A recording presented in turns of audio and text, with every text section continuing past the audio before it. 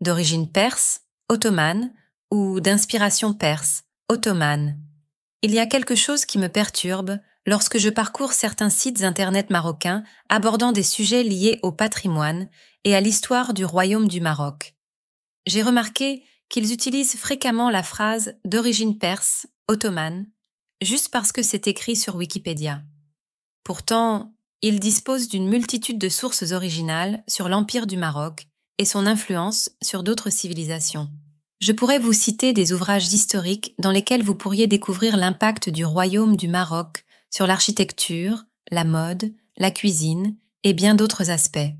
Alors, je vous prie d'arrêter de vous sous-estimer et de cesser d'attribuer les réalisations de nos ancêtres à d'autres cultures.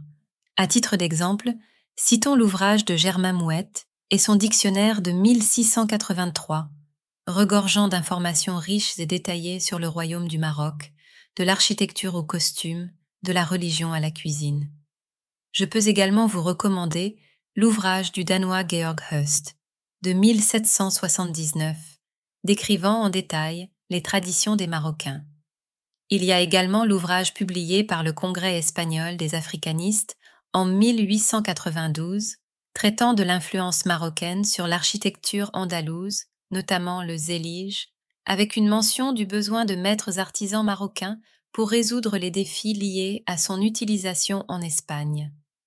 Ajoutons à cela le livre du musée du Louvre, Le Maroc médiéval, un empire de l'Afrique à l'Espagne, ainsi que L'Empire mort de Miekin Budget, offrant un regard unique sur l'Empire du Maroc et explorant son influence sur les autres régions.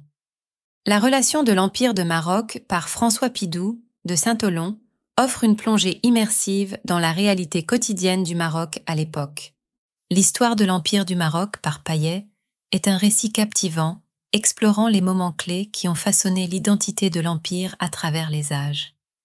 Si vous souhaitez approfondir vos connaissances, vous pourriez consulter les écrits de Chérif al-Idrissi du XIIe siècle ou de Léon l'Africain et Louis de Marmolles du XVIe siècle.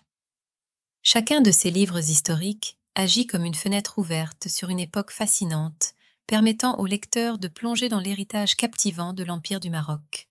Alors, qu'attendez-vous de plus pour rédiger des articles de qualité et mettre en valeur l'histoire et la culture du Royaume du Maroc ? À la prochaine!